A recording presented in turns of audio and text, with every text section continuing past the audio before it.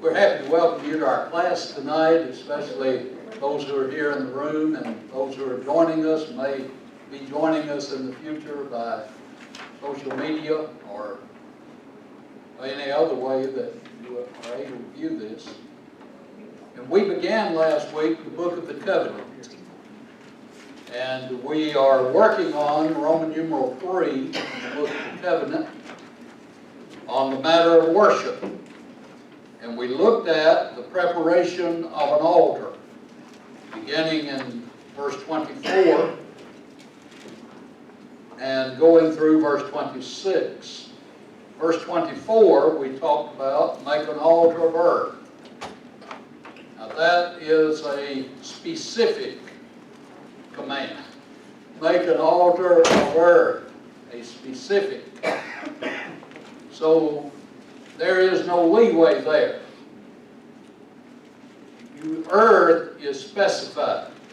Therefore, it's not up to discussion. It's not a matter of voting or what I prefer or you prefer. Make an altar of earth. And we talked about the use of that altar, the purpose of it, in verse 24, for burnt offerings, peace offerings, sheep and oxen, to be offered on the altar. And we mentioned this is the first mention of peace offerings. We already have dealt with holocausts, the burnt offerings, but this is the first mention of the peace offerings. And we'll get more into detail on that when we get to the book of Leviticus.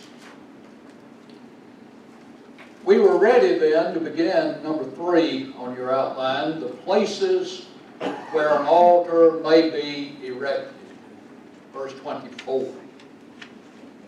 An altar of earth you shall make for me, and you shall sacrifice on it your burnt offerings and your peace offerings, your sheep and your oxen.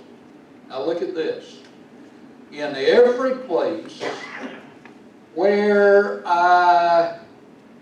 what do you have there? Record my name. Wherever I choose my name to be is the idea. Wherever I record my name, I will come to you and I will bless you. The idea here introduced of Jehovah causing his name to be somewhere. Now remember, the name represents the person, the character of that person, represented by the name. So he says, you may erect an altar anywhere I cause my name to be remembered. Busted. Tell him I said that. Now, therefore, who chooses where the altars are to be erected? Yeah. Jehovah did. So he didn't say, you folks just pick out wherever you have like an altar and make one. He said, here are some specifics. Notice there are 2 things connected here. I'm going to put my name in a particular place. So you have name and place connected. This is an important concept under the law of Moses. And this is what we shall see as we move through the Old Testament. Now I've given you some passages and I want us to look at them. Look at Deuteronomy 12.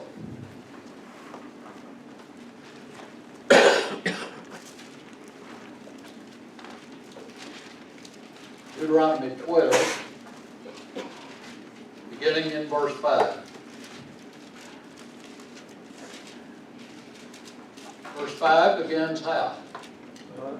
That's a contrast. Therefore, you need to read the first 4 verses to get the contrast on the other side.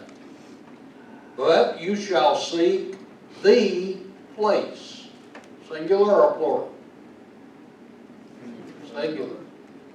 Where Jehovah your God chooses out of all your tribes to put His name for His dwelling place. And there you shall go. All right, you add one more dimension to this. His name is going to be in a place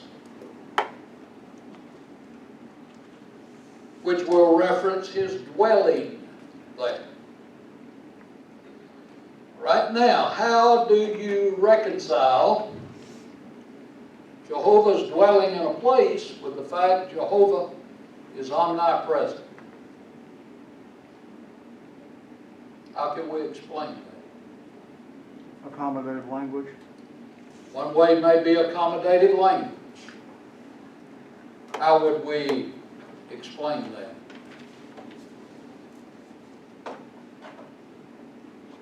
What would we mean by accommodative language?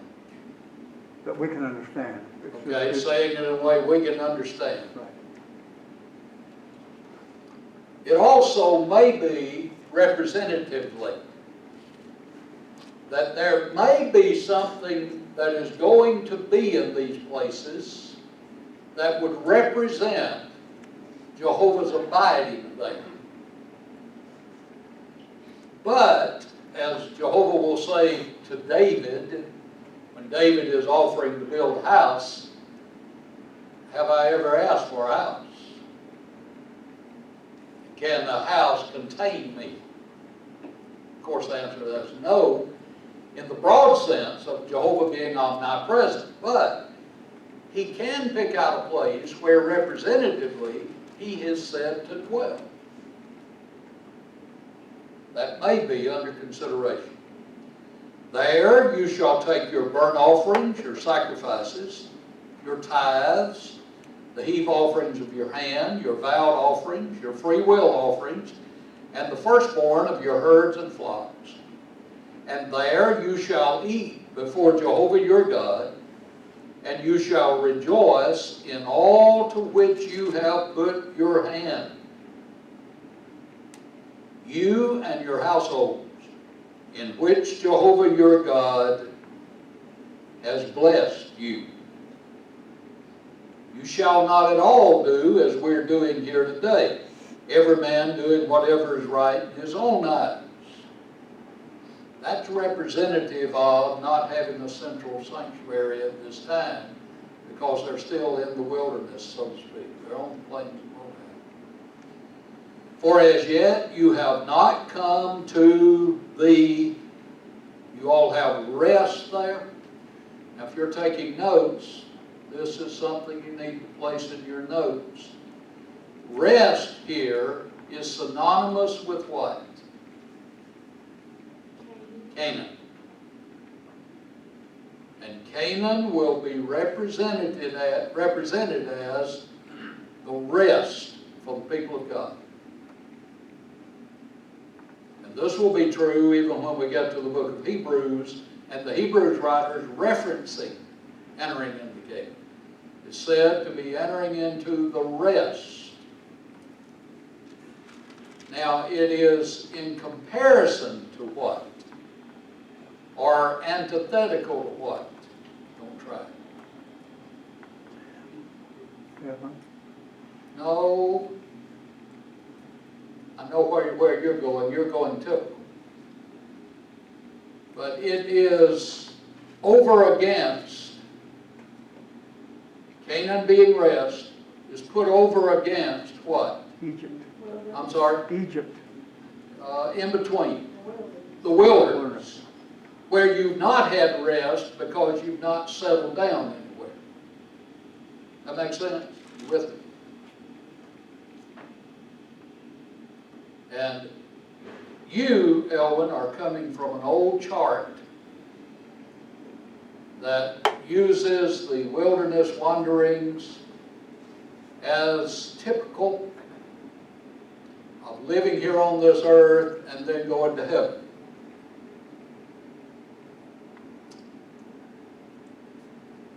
And I'll argue with that charge. Okay. Because I know you can push a type too far. But if we stay consistent with that, if Canaan represents heaven, then Moses didn't go to heaven.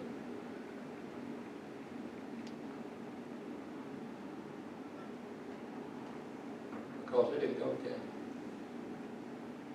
As far as connection with Israel is concerned. Now he eventually went to Palestine, didn't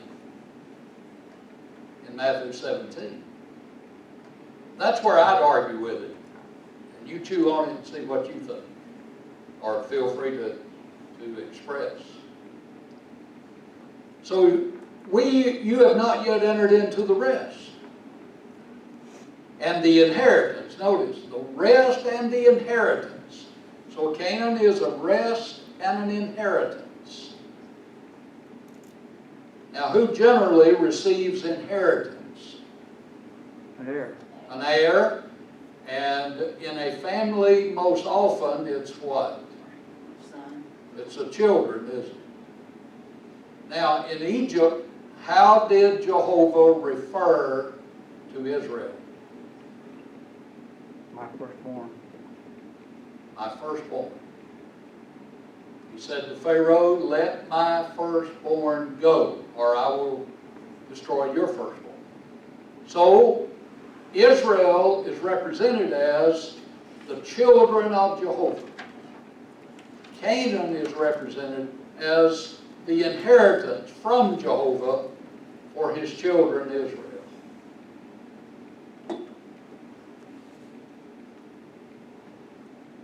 So it's a rest and an inheritance, which Jehovah your God, read that for me, verse 9 from the King James, somebody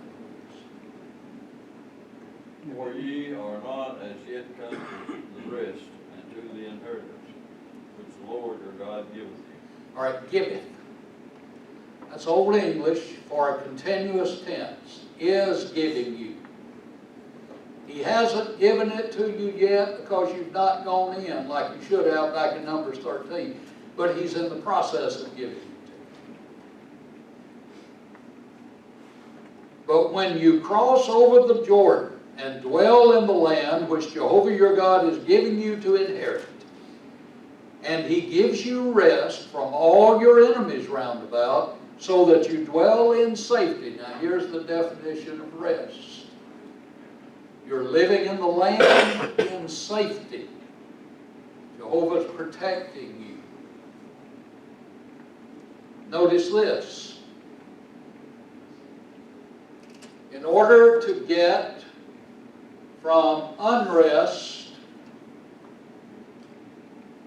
which is the wandering,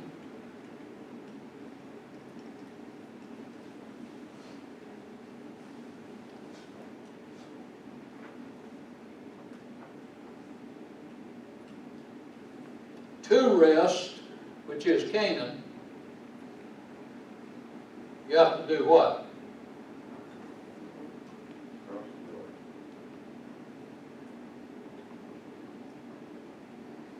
Water is a separator here between unrest and rest.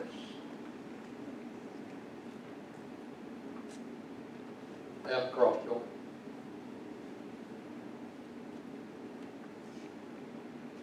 So you see, now coming out of Egypt, in order to get to Sinai, what was the barrier? The Red Sea. Red Sea. They had to cross water. And you would do well to do a study sometimes on how water has been a separator in the Bible. Separated a lot of things. So when you get baptism that separates saved from the unsaved, that's not a new concept. Now question. Is Israel as well off here as they will be here?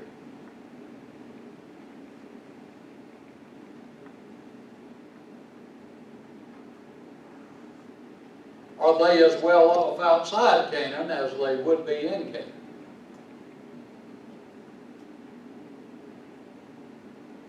What say ye?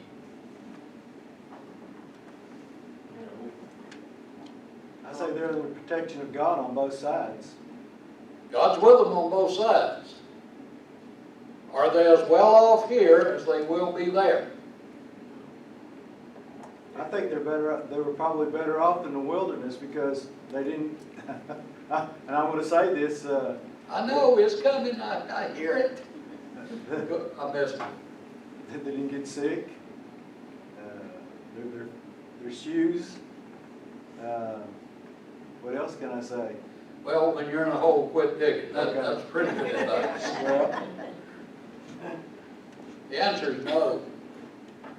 They're dropping and rumbling. Oh, they're going to do that here. They're our kinfolks.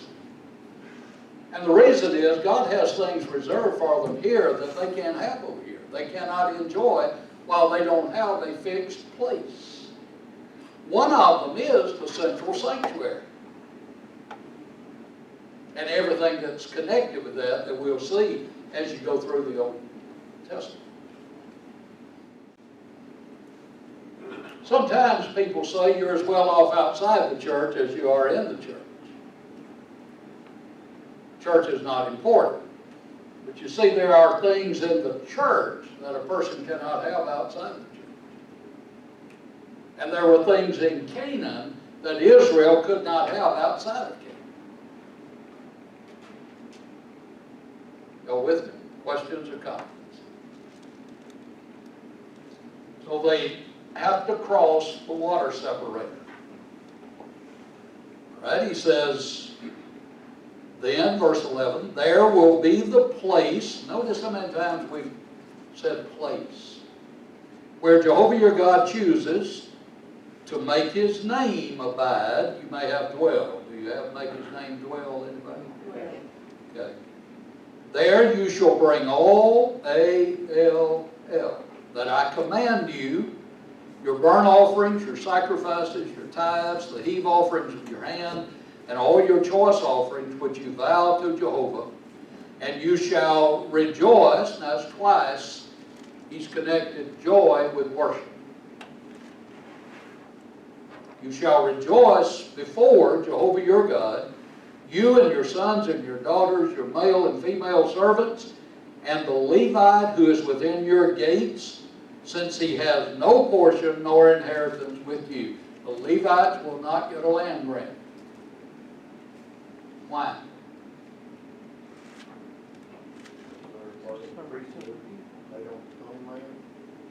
Okay, why?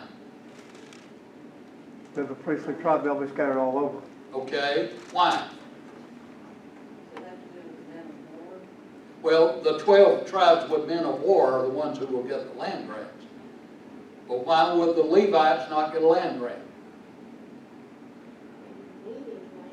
God They is got to their, live somewhere. God Where are you is- going to put those poor Levites? God is their inheritance. God said, I am your portion in the land. They got an inheritance, but not a physical inheritance. Now, that's a point you don't need to lose, because the priesthood represents Jehovah being the one who is in the midst of the people, because the priests and Levites are scattered all over the land. And that ought to be a reminder to Israel, Jehovah's in our midst.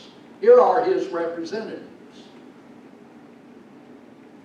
We as Christians ought to be reminders to the world, Jehovah is alive and well. We are his representatives.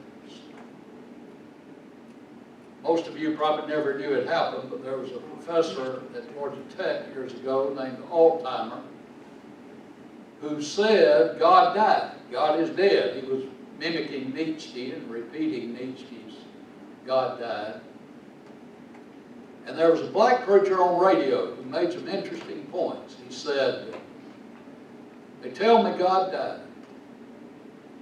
He said, I'd like to know who the coroner was that performed the autopsy. And he said, I'd like to know who the physician was that pronounced him dead. And he said, why didn't they notify me? I'm one of the children. We ought to be representatives of God in this world. That's free. You can have that. There's your sermon thought. But there you are to go with your offerings. Take heed to yourself that you do not offer your burnt offerings in every place that you see.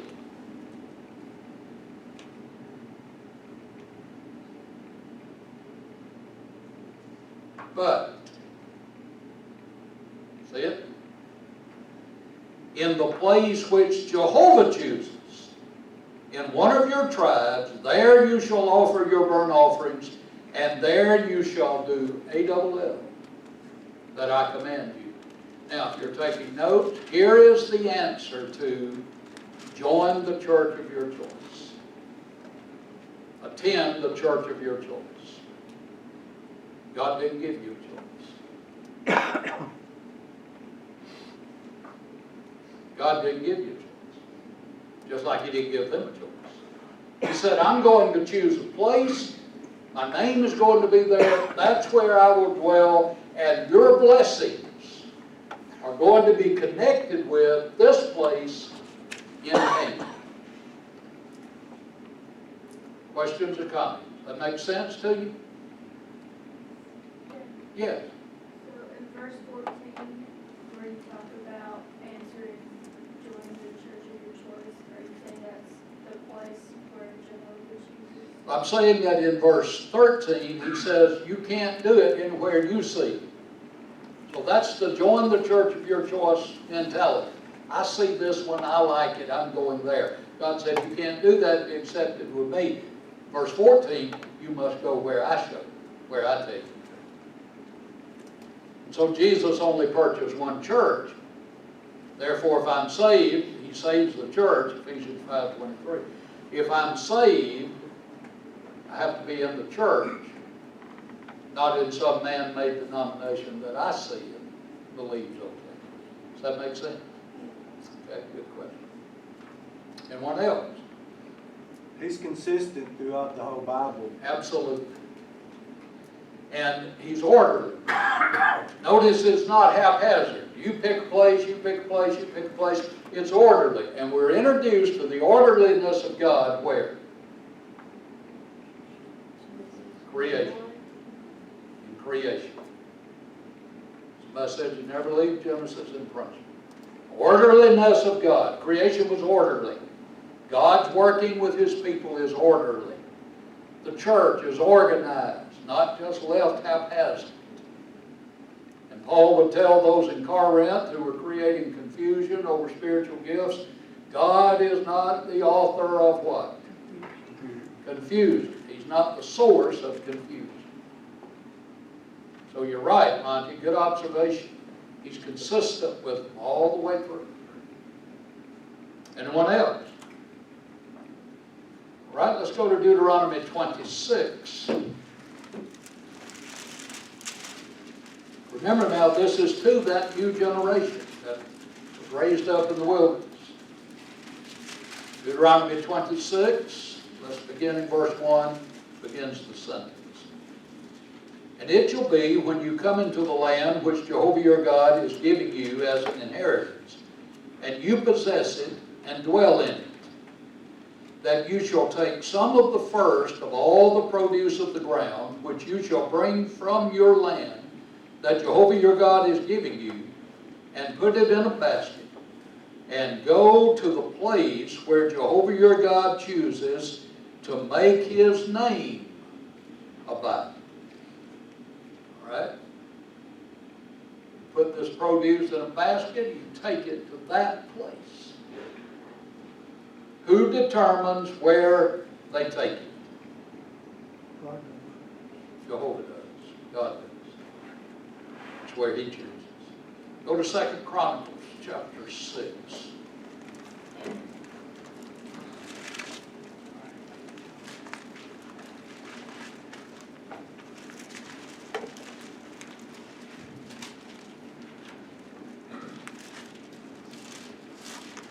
Let's start in verse 1. Then Solomon spoke. Jehovah said he would dwell in the dark cloud. I have surely built you an exalted house, and a place for you to dwell in forever. Then the king turned around and blessed the whole assembly of Israel, while all the assembly of Israel was standing. And he said, Oh, how blessed be Jehovah the God of Israel, who has fulfilled with his hands what he spoke with his mouth to my father David, saying. That's parallel to me, to Acts 1:1, what Jesus began both to do and to teach. Since the day that I brought my people out of the land of Egypt, I have chosen no city from any tribe of Israel in which to build a house, that my name might be there. Nor did I choose any man to be a ruler over my people Israel. Yet I have chosen what? Jerusalem, that my name may be there. And I have chosen whom? David, to be over my people Israel. Now, Solomon said,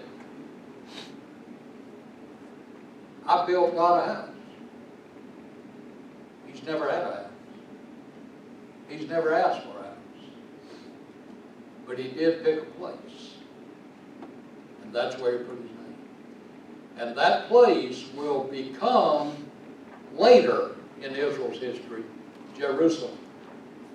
It doesn't start out that way. But that is the one which we know more than any of the others. City of peace. Occupied at first by the Jebusites and then taken. But Jerusalem. And Jerusalem will play a big part in the history of God's people. Up until when? I'm sorry? You Babylon like to captivity. call. Yell at me like you do at home. Until at least 70 when the temple was destroyed. As far as God's concerned, the temple was destroyed when? AD 33, day of Pentecost. I'll give you 33 on the old chronology. Day of Pentecost.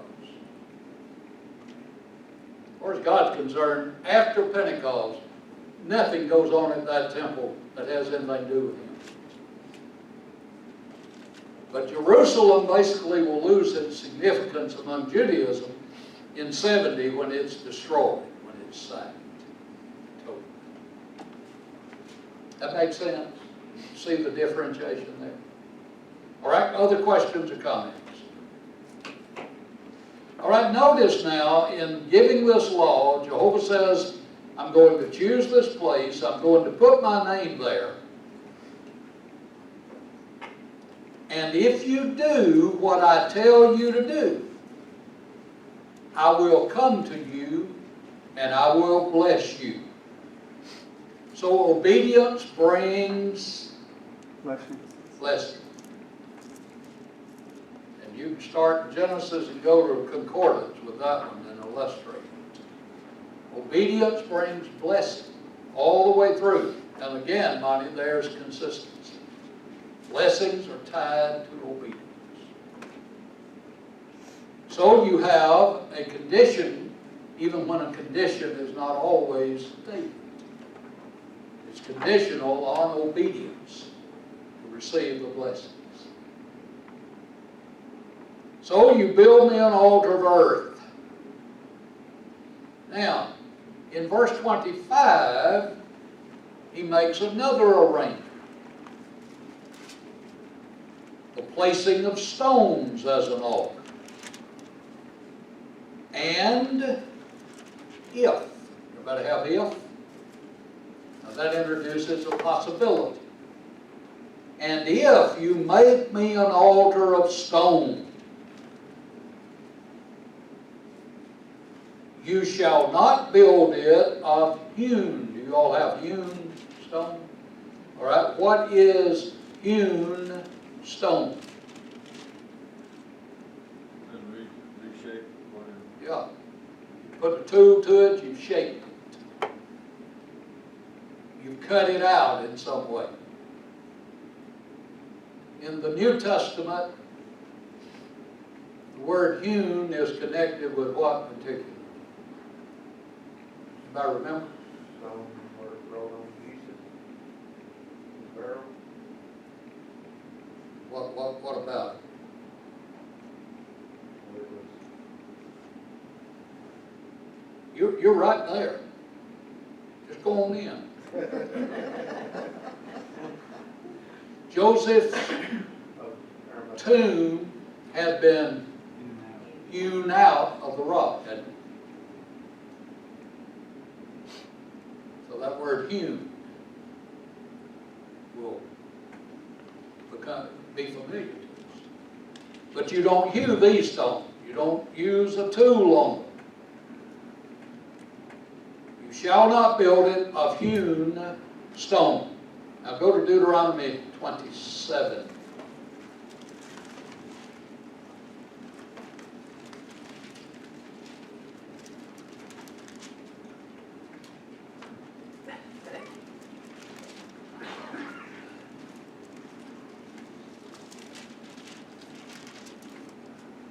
On Mount Ebal, verse 4.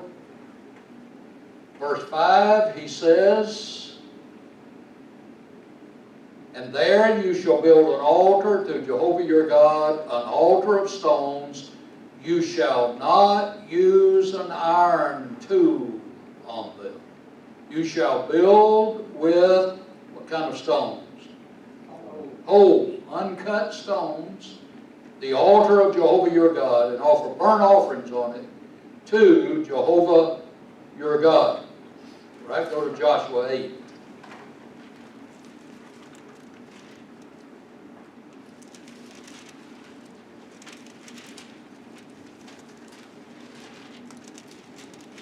Verse 30. "Now Joshua built an altar to Jehovah God of Israel in Mount Ebal." Look at it. "As Moses, the servant of Jehovah, had commanded the children of Israel, as it is written in the book of the law of Moses, an altar of whole stones over which no man has wielded an iron tool. And they offered on it burnt offerings to Jehovah, and sacrificed peace offerings." So they did what God said about building the altar of stone. And they got into Canaan at Mount Ebal. Notice they did it as Moses had commanded. Behind that would be what? Somebody said it. As God commanded. As Jehovah commanded. That's right. Because Moses is Jehovah's what? Mediator. Mediator, Mouthpiece, representative. mouthpiece, messenger, I'm sorry, spokesman, Representative. prophet. He's Jehovah's prophet. And that'll be brought out particularly in Deuteronomy 18. Now, notice this in verse 25. I'm back to Exodus. "For if you use your tool on it," what? Polluted. All right, who polluted? They did. So you can take something Jehovah said use and mess it up, can't you? How? Doing it your way. Now, I'm on my soapbox. It's like it ought to be. I'm standing on the bottom, which is on the top, which is the bottom. How to keep that straight? Seriously, think about it. Think about how many people today think they have to jazz up worship to make it appealing to mankind. The way God said it is just too simple. It won't appeal. So we have to do something. We have to have pageantry. We have to add choirs and soloists and instrumental music and praise teams. We have to have something that appeals to the people besides their love of the Lord.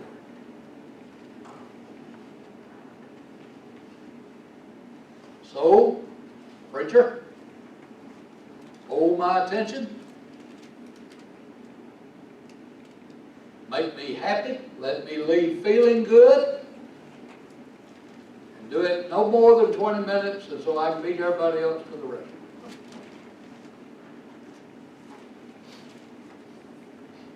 I'm being facetious, but I'm being truthful. Because worship to too many, and even some of our own folks, has become entertainment, not worship. So we hear griping about the song service. I didn't like this. I didn't like that. You're griping about sermons. I didn't like this. I didn't like that. Okay, how much did you put into what you didn't like? Or did you come as a spectator to critique? See, when I buy a ticket and I go to a concert, I go as a spectator. And if they don't do something, or they do something I don't like, I paid for the privilege to gripe. And so many people come to worship as a spectator. And when we do that, we have polluted the worship. Because God said, worshipers are participants, not spectators. So we don't come to worship to show out. I may have great ability, and if I'm trying to impress you with my ability, I'm polluting the worship. I remember as a boy, we had a song leader who was the band director in our town. He knew music well. He was a good singer. He and his wife were great singers. But he was dealing with a bunch of Georgia clodhoppers who didn't know one tone or note from another, and he would get awfully ill if the congregation didn't follow him like he wanted the band to follow him. He had missed the whole point of worship. I believe you ought to follow the song leader. That's why we call him a leader. Well, the congregation shouldn't lead the song and the song leader follow the congregation. But we're not there to be perfectionists in tonality. Because God never said you have to know music to worship. He said sing and make melody. Now, it will help your singing if you know music. It will increase your ability to sing well if you know music. And if you have the ability to learn it, we would do well to do that, because that would make us better in our offering to God. But it's just like knowing Greek. That makes it better, that opens it up, but you don't have to know a word of Greek. Well, you do too. You have no alpha, no omega, to be able to go to heaven, because that's in Revelation. That's in the Bible. But you don't have to be able to read Greek to be able to go to heaven. But it helps, see. And if you can learn it, it will enhance your ability to do more and to offer more to God. So that's the idea of doing your best. But God said, when you change what I've set forth, you pollute it. You pollute it. Questions or comments? Well, it makes me think of, like, when you buy something, you know, you get a warranty there, but if you don't go buy that warranty, as far as you try to fix it yourself or make it better, you go over the warranty. You break the seal, the warranty is voided, and you can gripe and grumble all you want to, we ain't fixing it for you. That's what the company tells you. Because you shouldn't have been poking around in there to start with. You're right. You're exactly right. But now, don't get me wrong. I'm not saying we can't do what God said do better as we learn better. I hope I'm a better preacher now than I was 50 years ago. If I'm not, I pity y'all. I hope I can do better now than I could then. That's what I should have been trying to do all along, is do what I do better. I'm not saying don't get better, don't be your best. I am saying don't mess up what God set in place. Don't change it. All right, then in verse 26, you have a prohibition.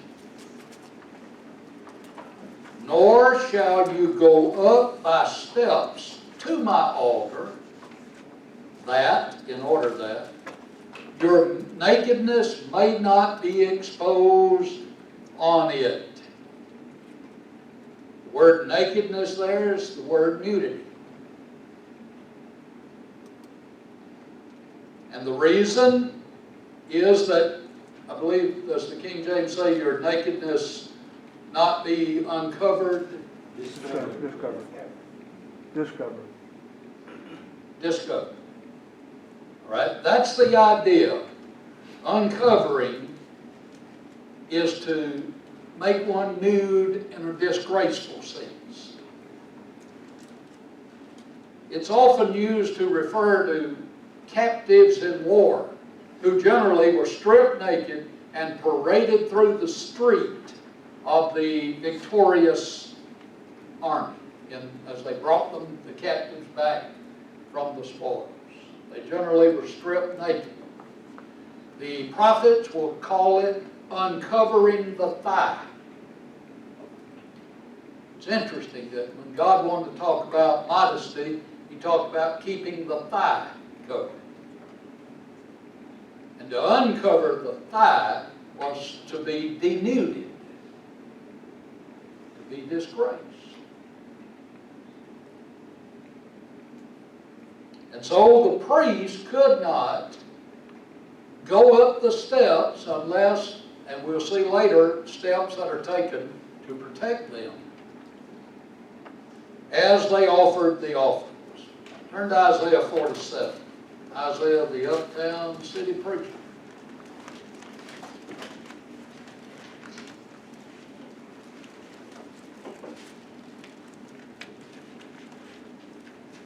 Again, verse 1. Come down and sit in the dust, O virgin daughter of Babylon. Sit on the ground without a throne, O daughter of the Chaldeans, for you shall no more be called tender and delicate. Take the millstones and grind meal. Remove your veil. Take off the skirt. Look at it. Uncover the thigh. Pass through the rivers. Your nakedness shall be uncovered. Yes, your shame will be seen. I will take vengeance, and I will not arbitrate with a man. So here, the idea of showing shame was to uncover the thigh. And here it's talking about the fall of Babylon. God's punishment of Babylon. Go to Nahum. You may have learned to pronounce it, Nahum.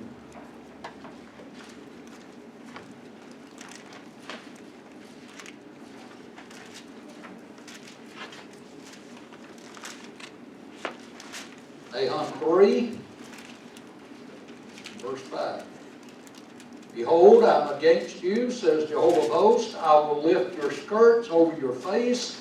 I will show the nations your nakedness and the kingdoms your shame.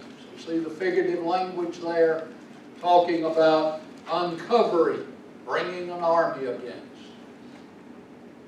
So God said, don't build steps up to the altar. After Genesis 3 and verse 7, it seems that nakedness in the Old Testament is a symbol of shame. It bespeaks what sin brought in. One writer said, it is quite impossible to build a case biblically for nudity. Now, the priests at this time didn't wear anything under their skirt-like garments. And if they climbed steps, that would have been immodest. So God said, don't make steps. The way to keep people from climbing steps is don't make steps. Because if you make steps, what? Somebody's going to climb it.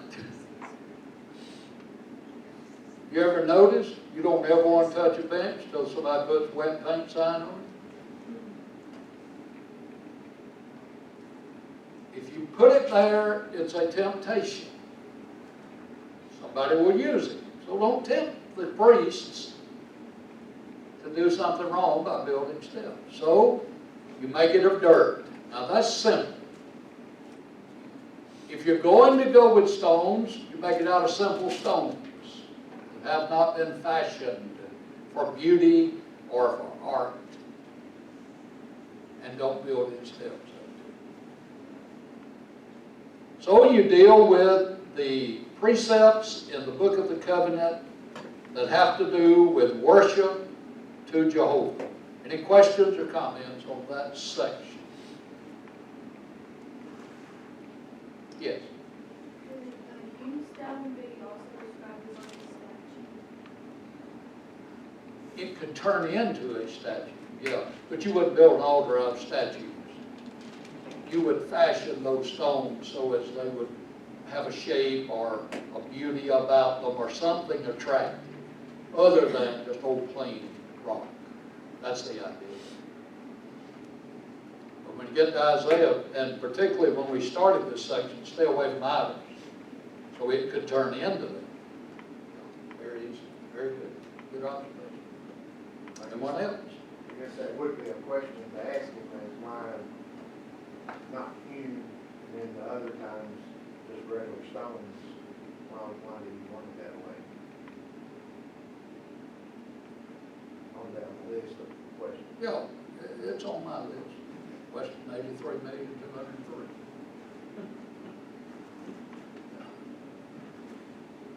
But I think I know the answer. At least here's the way I see it. If you'll read your Bible carefully and look at God and what God dictated for worship, it's always been plain. It's always been what's available to the common man who has the least in the nation. It's never been something that required someone to be wealthy or to have a lot of talent. It's something people can do. And that's why when we get over to the offering, he'll make an offering for folks who can't afford the highland. That's my judgment. That's what I see overall. When you take the 5 avenues of worship, how could you get more simple, basic than that? Just using the voice. You're using unleavened bread, so you're not fashioning bread into something that would be impressive to mankind. You're using grape juice right out of the grape off the vine. You're giving as you've been prospered. You're studying what you did right. You're studying what God wrote and gave you. You're singing psalms, hymns, and spiritual songs. You have a whole song book in your Bible that you could sing. They did. Just simple, basic things. You're talking to God, letting Him talk to you through His Word. Yeah. It is nothing that requires extra training, extraordinary ability. That's what I see from Genesis all the way, since sin entered. God said, now here's what I want you to do to deal with sin. Here's how I want you to worship me, and it's something you can do. But when a member of the church says, oh, I can't do that, in reference to something God said do, they're saying more than they want to say. Because God's made it where you can do it. You may need to learn to do it better, but you can do what God has asked you to do. See, we've gotten caught up, haven't we, if we're not careful? Some people don't want to sing out. Why? What? Doesn't sound good. I don't sound good. It does say make a joyful noise. If we're all worshiping, who's listening? We're listening to words, aren't we? Teaching and admonishing. We aren't listening to tonality. At least we're not judging on that. We're judging, are the words spiritual? Are they scriptural? Are we teaching truth? So we're not really zoning in on, like my song leader friend did, on how the tones are sounding to someone with a trained ear. That's what I said Sunday. You may have a fellow who has trouble getting his tune in the bucket, But his worship is just as acceptable to God as someone over here with a trained voice who can sing beautifully. So we aren't there to show that. So it's just, am I clear on that? Is everybody, do you see what I'm saying about the simplicity of worship? So you can go across the sea and teach natives, and they can worship. And cultures have been found that no one knew was there, and they uncover them, and here are people that are worshiping according to the New Testament pattern. And as far as you know, nobody outside has gone over and taught them. They've learned it, and they're following it. And they do it. All right, questions or comments? Other questions or comments on this section? Anyone? All right, in the first 32 verses of chapter 21, as we have it, we have what we might call rights of persons. What's the first word in verse 1 as we have it? Now, you don't begin a new thought with a noun. So that's a connective. So you say in your mind, forget the chapter division. It's just part of this. Now connects to chapter 20. And you look at the commands in verse 1. Now these are the, do you have judgments there? Or ordinances? These, the American Standard, these are the ordinances which Moses was to set before Israel. The word ordinances is from the Hebrew word mishpat, and it means a judicial verdict, a sentence, or a formal decree, a divine law. So it's God laying down. The word judgments implies yet another conception, that of justice. This fact implies that perfect justice for all social relationships is found in God's ordinances. Go to Deuteronomy 4.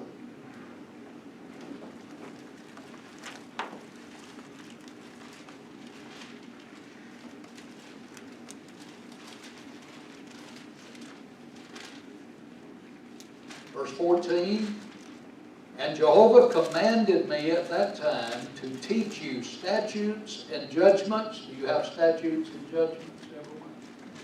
That, in order that you might observe them in the land which you cross over to possess. You might do them. You might perform them in the land of Canaan. God told me to teach it to you, and God told you to do it. Chapter 6 of Deuteronomy, verse 1. Now this is the commandment, and these are the statutes and judgments which Jehovah your God has commanded to teach you, that, in order that you may observe in the land which you are crossing over to possess. Excuse me. So notice we're looking toward Canaan. We've been looking toward Canaan since when? When they left Egypt. Looking toward Canaan. And at this point, we're where? Sinai. So we're at that stop. God said, leave Egypt, go to Sinai. Leave Sinai and go to Canaan. We're at the stop before we go on into Canaan. Look at Micah chapter 6.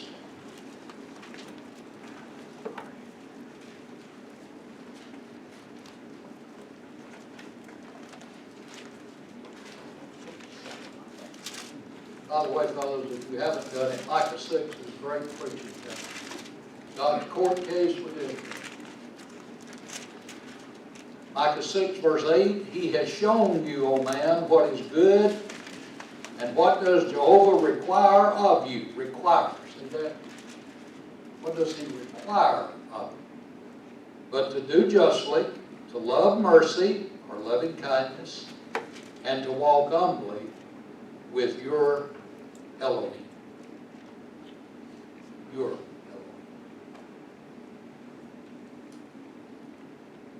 Number 3 on your outline, many of these laws are based upon the following form. You have what's called a protasis, if, and an apodosis. The protasis is often expanded by specific, explanatory, conditional clauses introduced by if. If. So you're setting case law. If this is the case. Circle number 4, or at least underscore it in your thinking. These ordinances have the authority of Jehovah behind them.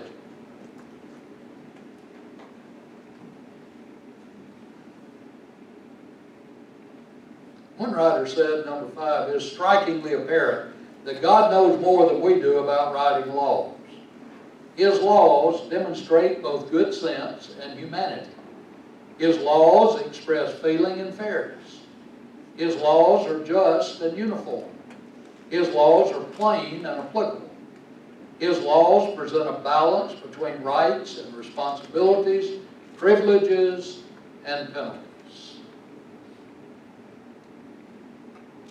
Another writer said, number 6, having the standards, judgments, from the all-wise and infinite Creator, Israel could be, now here's what we're stressing. Israel could be a model to demonstrate to the heathen world that her laws and judgments were not of men, but were from above. Other societies could be blessed with the light available through the Israelite society. All right, so God intended Israel to be a light to the Gentiles. They were to be evangelists among the Gentiles.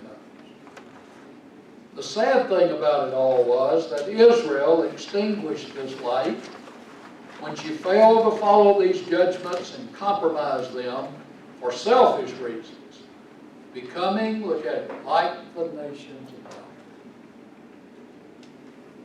So Israel was told, this little Hebrew light of mine, I'm going to let it shine.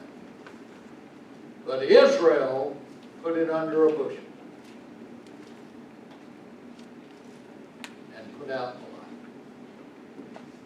Now you had a remnant doing right, but notice the majority of the nation is not doing right, so guess who gets notice?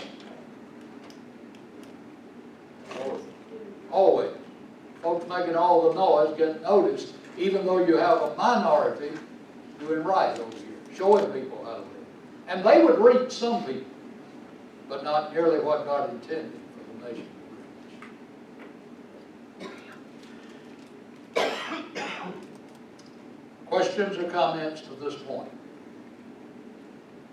I think this would be a good place for us to take 10, and we'll pick up looking at these ordinances after our break.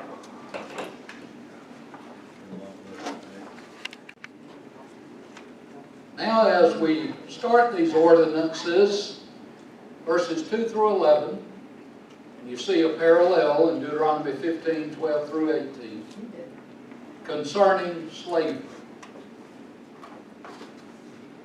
If, see that formula, if, either stated or implied, if you buy a Hebrew servant, implied, then he shall serve 6 years, and in the 7th he shall go out free and pay nothing. Now, these ordinances were never intended to encourage slavery, but to regulate what was already in existence. God's laws, basically, if practiced the way He gave them, in Old Testament and New, eliminated slavery, except in name, because of the way the slaves were treated, the way God told the master to treat a slave. And here you see, serve 6 years. If you buy a Hebrew servant, he serves 6 years. So you treat them well. One writer said the Hebrew language has no word for a slave who was absolutely in the power or at the mercy of an owner. So if you had a Hebrew being overbearing or unmerciful, that's anti what God intended. And when you get the New Testament, Paul never said you shall not have slaves, but the laws he gave would eliminate slavery in practice. God sent Onesimus, or Paul sent Onesimus back to Philemon, and he told Philemon, now he's still your slave, but receive him how? As a brother. Changed the relationship entirely. So these ordinances concern Hebrews buying Hebrews. If he comes in by himself, he shall go out by himself. If he comes in married, then his wife shall go out with him. Now, Hebrews became slaves for one of two reasons. One is poverty. And that's regulated in Leviticus 25 and mentioned in Nehemiah 5 and verse 5. So let's look ahead to Leviticus 25.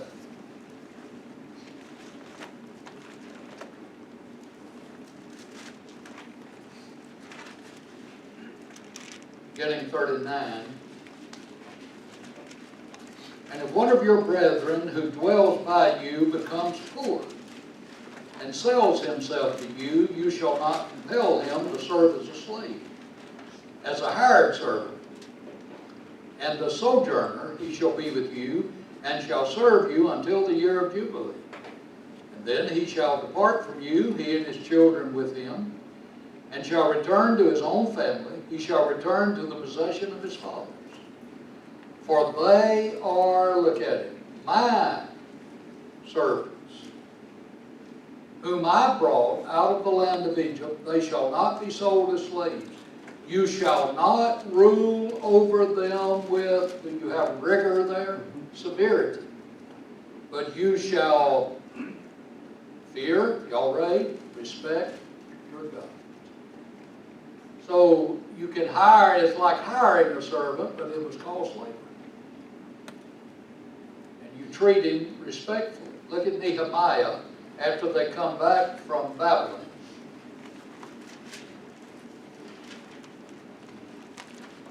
Nehemiah is trying to get things set back up, running.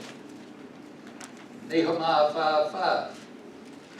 Yet now our flesh is as the flesh of our brethren, our children as their children. And indeed, he said, here's, we've gotten out of whack here. We're forcing our sons and our daughters to be slaves, and some of our daughters have been brought into slavery. It is not in our power to redeem them, for other men have our lands and our vineyards. This is what they were telling Nehemiah. Notice Nehemiah said, verse 6, I became very angry when I heard their outcry and these words. We're out of sorts here with the way we ought to be treating them. Nehemiah moved to get them back. A second reason that a Hebrew would become a slave would be for crime. Look at Exodus 22.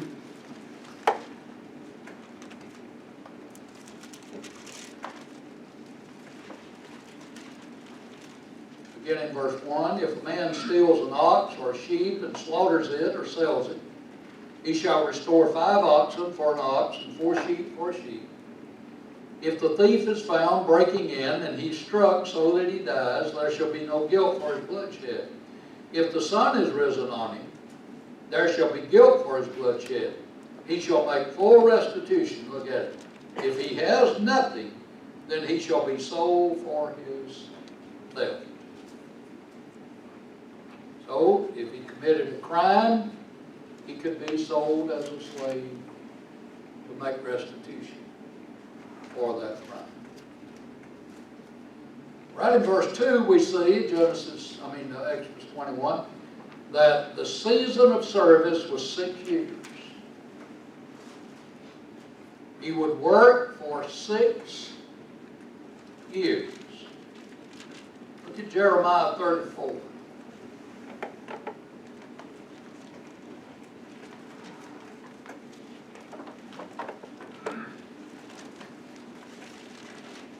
Verse 14.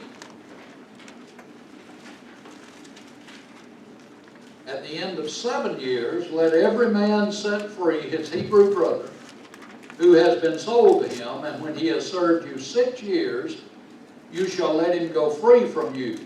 But your fathers did not obey me, nor incline their ear. So here's the covenant God made at Sinai, and they broke it.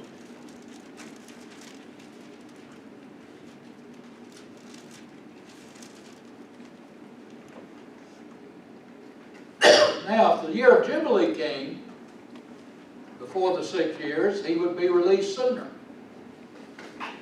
Leviticus 25, verses 40 and 41.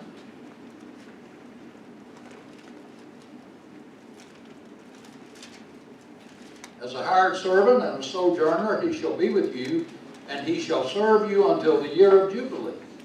And then he shall depart from you, he and his children with him, and shall return to his own family. He shall return to the possession of his father. So, year of Jubilee, they went out. We've not yet gotten to the year of Jubilee and read the ordinance concerning it. But they would serve till then. One writer said slavery in this context then was like indentured servanthood. The slave worked for a certain number of years for a set price, and the money was used to pay the debts incurred before becoming a slave.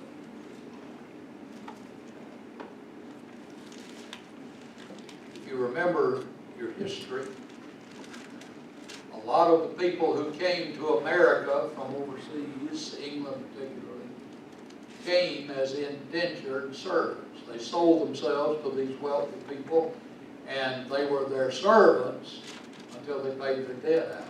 Remember how much it cost the person to bring them over. So they would be indentured servants. They would work until the debt was paid. But in verse 2, he says, in the 7th year, they are to go free and pay nothing. So the slave would not have to pay anything to the master in order to be set free in the 7th year. He could buy his way, redeem his way out earlier, but he had, in the 7th year, he's let go. Deuteronomy 15, 13 to 15 says, you don't let him go out in? Look at Deuteronomy 14, or 15 rather.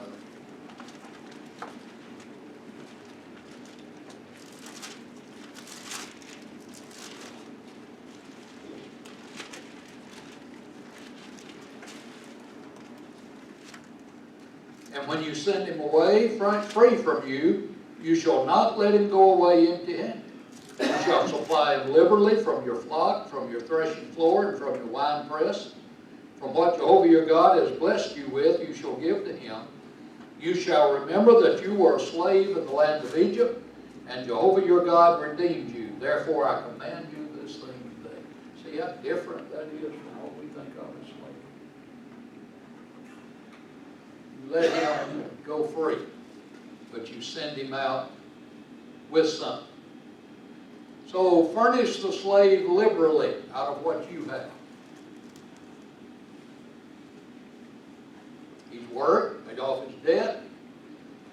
You might think he'd leave him. He didn't have anything. You don't let him go that way. Now this may be, at least in principle, the background, or if you see your brother hungry or thirsty or naked or in need, you don't say, go and be filled, be warmed and filled. You give them what they need. And as you have opportunity, do good to all men, but especially the household of faith. Galatians 16. Maybe, at least in principle. The master was to give to the slave in proportion to what Jehovah had given to him as you prosper.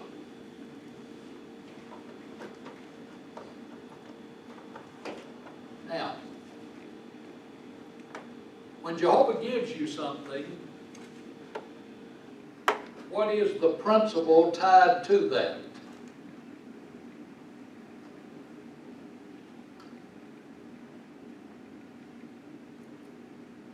I may not have asked that well enough to see where I'm going. We're stewards over it. We're stewards over We're His. stewards. And we're going to answer for how we use it. Because in reality, God never gives it up, does He? He allows us to use it. It's still His. And we answer for how we use it. And that's true today, isn't it? For what God's given us. And Christians don't ever need to lose sight of that. We talk about mine. Here's what I have. I've got. We bought. We have. How am I using that? Am I using it as God would have me use it? Am I a good steward over that? And the release of the slave was to serve as a reminder of the redemption of Israel from Egypt by Jehovah. One of the things that will impress you as you read through the Pentateuch particularly is the number of references to I brought you out of the land of Egypt. I redeemed you out of the house of bondage. Now, you act like you act because of what I did for you when you were a slave. So you don't treat these folks like heathens would treat a slave. Because you've been there. So that's empathy.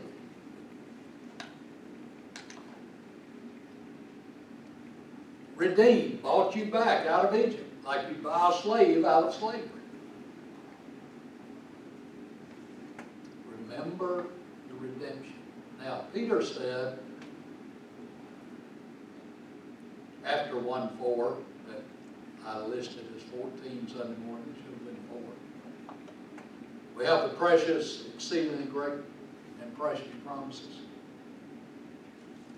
Peter goes on to talk about the fact that if these Christian graces are in you, 2 Peter 1, and overflow, you won't be barren or unfruitful in your service of the Lord Jesus Christ, but he who lacks these things is not able to see afar off. Blind is the King James wording, I believe. Not able to see afar off, and has forgotten the King James uses the word purging, the cleansing from his past sins. Don't forget, in our actions, God bought us out of slavery. John 8:34. He who would serve sin becomes the bondslave of sin. So that which motivates our actions as Christians is our redemption from sin. And we can take that for granted. We can be Christians long enough, we forget about the preciousness of it. If we think about that continually, it will affect how we live. That makes sense? So God's laying a principle here. You remember those 3 ways God deals with man. And here he says, look what I've done for you. Now look what I'm asking of you. Based on what I've done for you. The release of the slave was not to be hard for the master. So it wasn't to be a hardship on either one of them.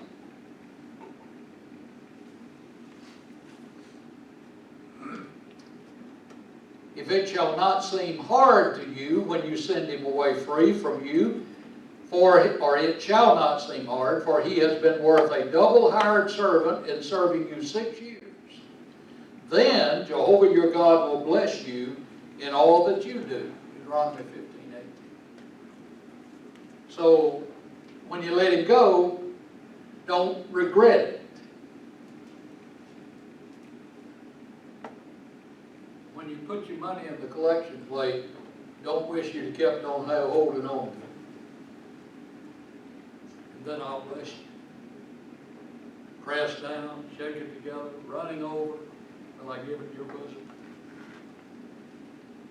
So give liberally, and God overgives us, outgives us. So it shouldn't be hard. The master has received double the hire of a hireling from the service of this slave. So the master has profited. So you add up your profit column. And Jehovah will bless the master for treating the slave correctly. Now you tell me that won't eliminate what we know as slavery. This slave does not suffer being a slave. He's helped to get out of whatever the situation was. And then he's released. Notice the number of times when God commands something of us, he tells us he'll bless us. If you're faithful, I'll bless you. Be faithful unto death, and I will give you the crown of life. You be faithful, I will give. So you give, I'll give. And Jehovah lays that down. All right, questions or comments? It'd actually be a nice society that way. Help each other out, build up each other. They go out and become maybe masters themselves and help the poor on another slave or something. And you're giving the slave the self-esteem that he paid off his debt. He's not a deadbeat. So he worked to pay off the debt, and the master says, here, let me help you get started again. So it's a continual helping of each other. When national Israel lost sight of the fact they were to be a witness to the Gentiles, one of the things that showed they had lost sight of that was the way they treated each other in this slave relationship. And most of the time, this is Hebrew masters with Hebrew slaves. It's all the time in this regulation. All right, in verses 3 and 4, did you have all that, everybody? In verses 3 and 4, you have the state of departure. If his master has given him a wife, and she has borne him sons or daughters, the wife and her children shall be her master's, and he shall go out by himself. Well, that's fair. He gave him the wife, and by her he had the children while belonging to the master. But now guess what the slave would do? You see the but?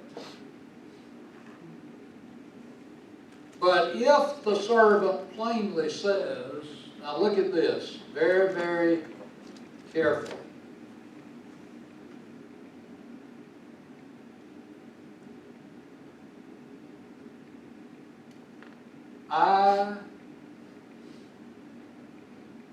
What? Love who? My master. My wife and my children, I will not go out free. Now, if he had just said, I love my wife and children and I won't go free, that would have been normal, natural, wouldn't it? But look what he said first. I love my master. Now, if you turn to Deuteronomy 15,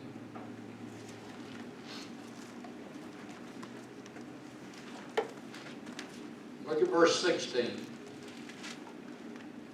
And if it happens that he says to you, I will not go away from you because he loves you and your house, look at it, since he prospers with you. You ever heard of a slave prospering? Prospering. He's not only paying off a debt, he's prospering.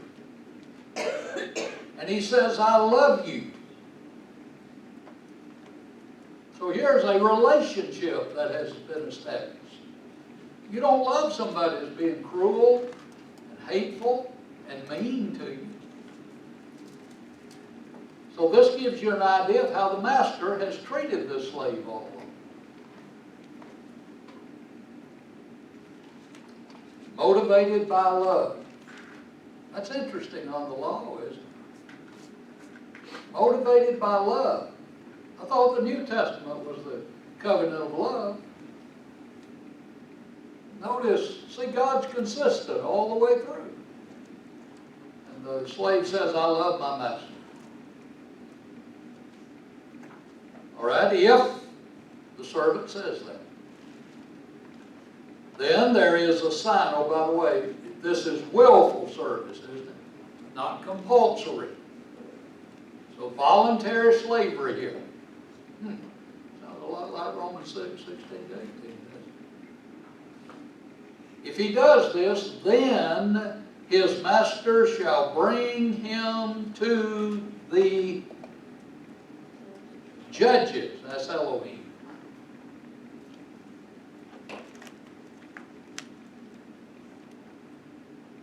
Does the King James say bring him unto God? Got God in brackets. And that's because the word here is Elohim, translated judges. So the Revised of 1881 would say bring him to God because of Elohim. Bring him to the judges.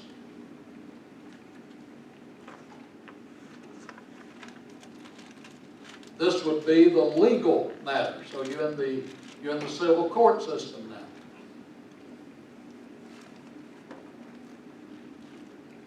And this goes back to Exodus 18, beginning verse 13, going through verse 26, where Moses set up judges to judge these kinds of cases. So you have your legal court system.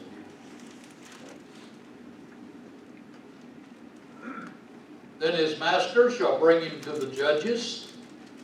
He shall also bring him to the door or to the doorpost.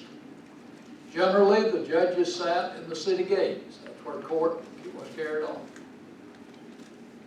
And his master shall, what do you have in the King James here? Bore. New King James, pierce his ear with an awl. And he shall serve him alone.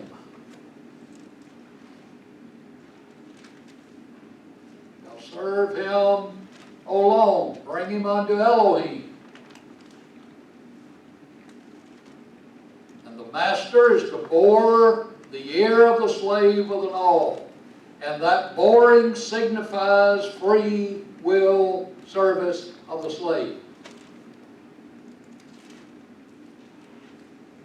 The slave is to serve his master alone, forever. Does olam have an end? When the slave dies, olam is over. Y'all need to know that. Because some Jehovah's Witnesses may knock on your door and tell you the earth will never be destroyed because Solomon said it would stand olam forever. 2 Peter 3 says this is the end of olam. Here's the termination. When the Lord descends. So olam has to be interpreted within what? Context. Either the overall, the remote, or the immediate. Every time you see forever, it doesn't mean no ending. And this just makes sense, doesn't it? The slave died, he's no longer a slave. So olam has ended. Now, these young people thought they had created something new, piercing their ears. Yes, sir. Do you sing the song, Pierce My Ear? I'm sorry? Do y'all sing the song, Pierce My Ear? We do not. It's a very good song. I like do it. not know it. I've heard it. It's a very good song. I do not know it. But these boys did not create ear piercing. Nope. However, none of them wants it to stand for voluntary servanthood.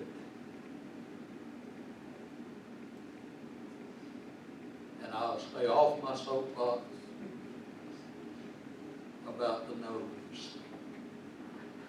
All right, so here's the master, so good to the slave.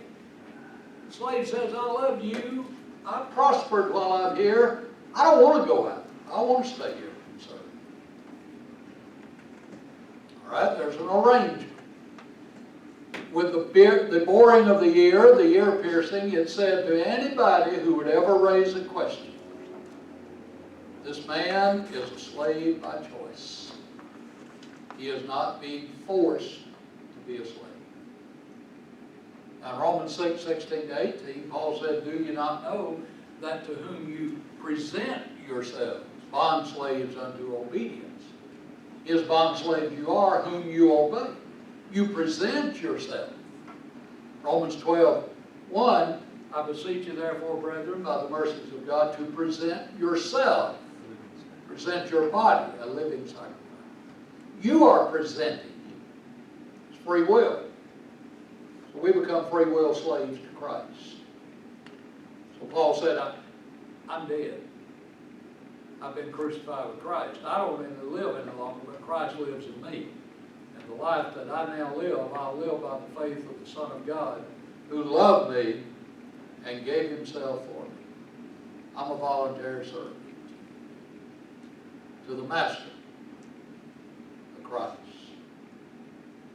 All right, questions or comments? Anyone? All right, we have the selling of a daughter as a maidservant. Verses 7 through 11.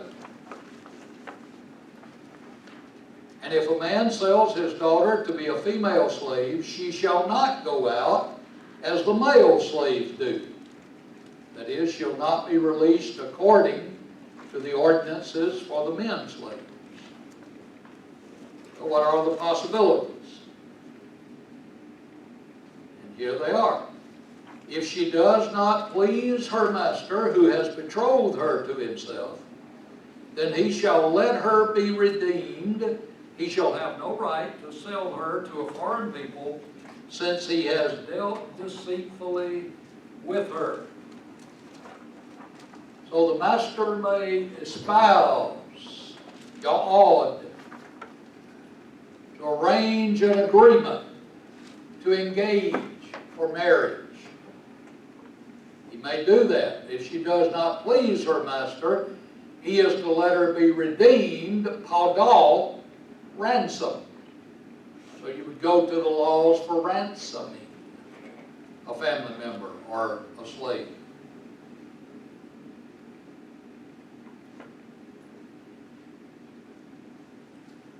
So he may fall in love with her, we might say. But then notice this. He may not sell malkar, to sell as merchandise. He shall have no right to sell her to a foreign people, since he has dealt deceitfully with her. And one writer said, occasionally, elements of the apodictic type of law occur in the middle of case law procedures. Thus, in Exodus 21, 7 through 11, in which certain specific legal situations emerging from a general statement on the theme of female slavery are discussed, the expression, since he has dealt faithlessly with her, introduces a categorical aspect into the question of the slave's right. So he may have not been forthright, dealt deceitfully with her. But he cannot sell her to a foreigner. Cannot go outside the Hebrews. Now, a lot of these things we don't understand because we didn't live there. We don't know the culture and the custom of that day. It sounds foreign to us.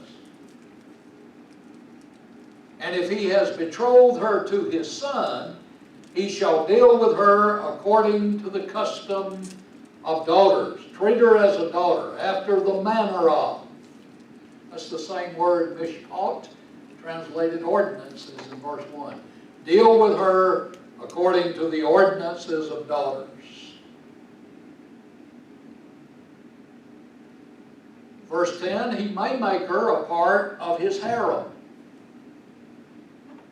If he takes another wife, he shall not diminish her food, her clothing, and her marriage rights. So if he takes another wife, makes her a part of the harem, he is to provide her continually with the food, the raiment, and the sex to which she is lawfully entitled. And if he does not do these three for her, then she shall go out free without paying money. So her duty of marriage, apparently meaning to dwell together, refers to the sexual relationship. Her marriage rights. 1 Corinthians 7, 3 and 5, Paul discussed that in dealing with that situation that was existing then. And if he does not do these three things, then she leaves and she doesn't have to pay anything. If you have questions, I'll do my best to answer what I can out of this. But this is foreign to our thinking because we don't understand that kind of situation. But this was providing for the best treatment for the woman in that culture that she could receive under a court of law. So questions or comments?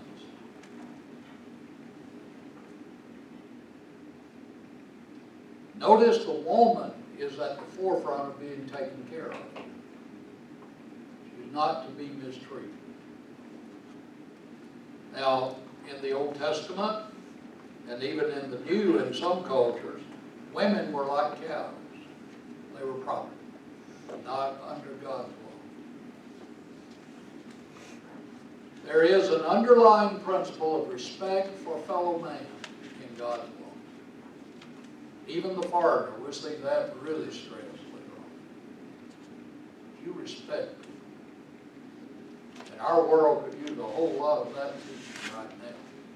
Respect people. You may not agree with them, but treat them with respect. And our ideology is belittle. And if we can, get on Facebook and tell everybody in the world that doesn't have a clue what's going on, how sorry somebody is. One fellow said, if you want to know how great you are, die. Everybody tell people how great you are. If you want to know how sorry you are, run for political office. Well, he may have had a point there. And everybody tell people how sorry you are. But notice, do you see that so far in this law? Respect, respect, respect. Take care of, look out for one another. And if national Israel had done that, when you think about the Gentiles treating people, what an influence that would have had on Gentiles. To leave idolatry and come serve God. Now, this is the civil law, right? Yes, this would be adjudicated under the civil law system. You bring her to the judges, or bring him to the judges. Verse 6, Elohim, your court system. Just to make sure, right, as far as this ain't really what way God set it up. He wanted it to be, but this is how, in the civil area. No, this is how he set it up, to be adjudicated through the civil court system that he set up earlier in chapter 18. When he said, set up these judges, these cases are going to come up, and they're going to have to be dealt with correctly. So set these judges up, and they will bring this matter to the judges, run it through the court system the way we think of things, and that's where it will be dealt with. So it doesn't leave it at the thinking of the individual. I just treat somebody the way I want to. There's a court system that is to be used to be sure people are treated fair. So you do it with a slave that wants to stay, you do it with others. Bring it to the judges, go through the court system with it. And then that was supposed to protect the rights of the innocent. And only it didn't when they messed up God's law, God's system. That makes sense? Okay, other questions? Then in 12 to 14, we deal with ordinances concerning homicide. Now, we've already seen that in the 10 words. He who strikes a man so that he dies shall surely be put to death. So homicide here is defined as smiting someone so that he dies. That's a general definition of homicide.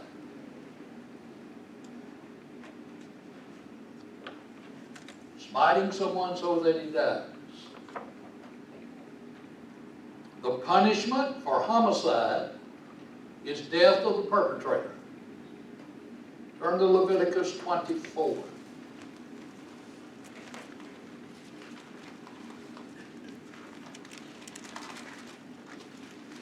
Verse 17.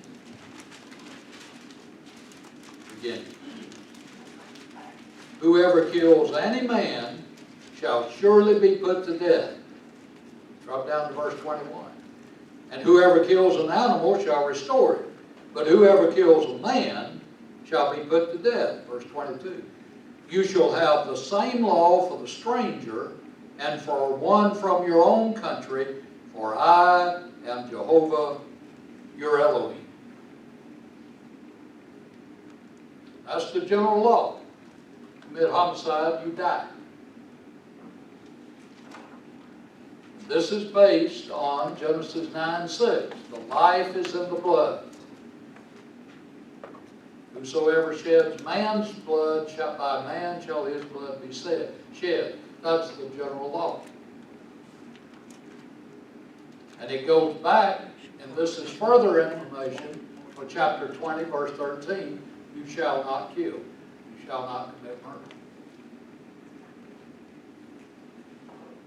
So here you have the general homicide law. Now, if God had left it without any specifications, and someone died without being natural causes, somebody would die because of that. You have a question? Yeah, when the word Elohim, I know it references the plurality of God. When it's speaking of God, can it also have a meaning of being a judge or acting as a judge as well? Not always. If it's speaking of God, it's dealing with the plurality of majesty. The Creator God is the idea of Elohim. But in a context like this, when the word Elohim is used, it can refer to the civil judges. Is that your question? Not exactly. It's Okay. more so meaning when it does refer to God, can it also have part of that meaning of being a judge over something? God is the judge. That's God being judge. Yes, because of justice. You're dealing with His justice. His laws are His justice for mankind. In that sense, yes. The Godhead is a just Godhead and gives just laws to regulate mankind. Good question. Anyone else? Y'all help me make it clear. But now, verse 13, do you have however? I'm sorry? And if, all right? So here's, you have some additional information. However, if he did not lie in wait, but Elohim delivered him into his hand, then I will appoint for you a place where he may flee. Now this is involuntary homicide. And the definition of involuntary homicide is a man does not lie in wait. Is not planning a murder. The deliverance of the victim into the hand of the guilty is said to be by Elohim. Turn to 1 Samuel 24.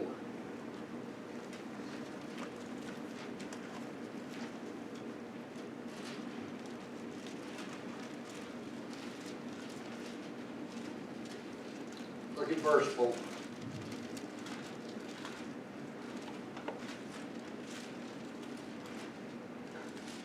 Then the men of David said to him, This is the day of which Jehovah said to you, Behold, I will deliver your enemy into your hand, that you may do to him as it seems good to you. And David arose and secretly cut off a corner of Saul's robe. All right? David had found Saul and had the opportunity to kill him. That's described as God delivering him into his hand. Drop down to verse 10. Look this day, your eyes have seen that Jehovah delivered you today into my hand in the cave. And someone urged me to kill you, but my eyes spared you. And I said, I will not stretch out my hand against my Lord, for he is Jehovah's anointed. Verse 18. And you have shown this day how you have dealt well with me. For when Jehovah delivered me into your hand, you did not kill me. So Jehovah's delivering someone into his hand may have a reference to when God created this universe, he set certain laws into place. That a man could die and you didn't lie in wait to kill him, but whatever happened was involuntary. You are the one who did it, but you aren't guilty of murder. And so by the law of God, for example, we've already seen what was said, if you throw a rock, you don't know anybody's over there, and the rock hits him and kills him, you've killed him. But by the law of nature, what goes up is going to come down. You didn't lie in wait and kill that person on purpose, but it's one of God's laws. God could have been spoken of as having delivered that person into your hand, just by a basic law. If you're driving down the road and somebody crosses the center line and hits you head on, God didn't set that up, but God set up some laws, and the violation of God's law caused that accident to occur. It had something to do with physics, but I never did get physics very well, so something about two immovable objects or something like that hitting each other. Well, that's a law. So involuntary is said to be, it could be God delivered him into your hand. Then he said, I will appoint for you a place where the guilty, see, he's still guilty of homicide, but he has a court system to help him, where he may escape. And God says, Elohim says, I will appoint this. Now, that's Numbers 35.